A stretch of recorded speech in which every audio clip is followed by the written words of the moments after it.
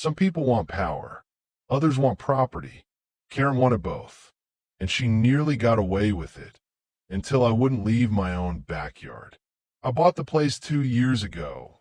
3-bed, 2-bath, quiet cul-de-sac, surrounded by chain-link fences and freshly painted homes. Nothing flashy, but it had a pool. Not a shared pool. My pool.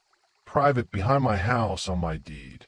It was one of the last homes on our street, not under HOA control. You read that right. The HOA that Karen reigned over like a suburban queen didn't own me. They hated that. I kept to myself. No loud parties, no dead lawns. Just a man and his rescue dog named Milo chilling by the water on weekends. Karen didn't like that either. She introduced herself on my first week. Clipboard, perfect bob, pastel cardigan. Asked if I'd considered joining the community agreement. Said it would help keep standards high. I declined politely. That was the last time we had a civil conversation. Over the next few months, her attitude shifted. Side glances, slow drives past my fence. Passive-aggressive flyers slipped under my gate about water safety and unsupervised amenities. Once, she had the nerve to say, "If you let a few neighborhood kids use your pool, you'd feel more connected." "No thanks," I said, liability and all. She smiled with teeth. Then one afternoon, early summer, hot sun, no breeze, I came home from work to find 3 kids in my pool. No parents, no permission, just splashing, floaties, and open bags of chips on my patio table. I was stunned. "Hey," I shouted, "who let you in here?" One of the boys looked up. "Karen said it was fine." Karen. I walked straight to her door, drenched kids still laughing behind me. She opened before I knocked. "They're children," she said sweetly. "It's just water. And technically, this land was once part of our HOA's original layout. We have maps." I blinked. That was 2 developments ago. Still, community spirit doesn't expire. I didn't yell. I didn't argue. I installed a lock on the gate that night. Tall, industrial grade, with a camera pointed straight at it. That's when the campaign began. Karen printed flyers accusing me of hoarding a communal resource. Said my pool represented the breakdown of neighborly values.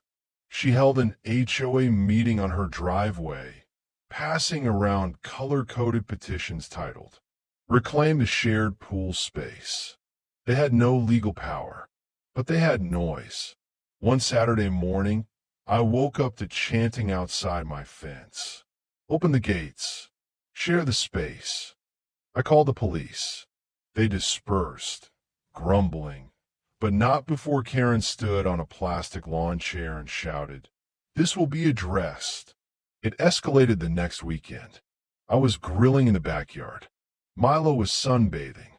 The Bluetooth speaker played soft jazz. Just peace. Until I heard the latch on the side gate. I turned, and there she was. Karen, in a full sun hat, pool sandals, and holding a whistle. She stepped onto my deck like she owned it. "You're trespassing," I said. "No," she replied calmly. "You're in violation." I stood frozen. "You can't claim this space," she said. "Not when you're surrounded by HOA homes. This pool belongs to the neighborhood." She blew the whistle. I kid you not, 2 other HOA members appeared at the gate, like backup. That's when I picked up my phone. She noticed. "You wouldn't," she said. "I already am." She tried to leave before the cops arrived, but the camera footage didn't lie. Karen told the officers I'd stolen public space and was aggressively keeping children from safe water. She said she had blueprints proving community rights. The officer turned to me. "Sir, do you own this property?" I handed him the deed.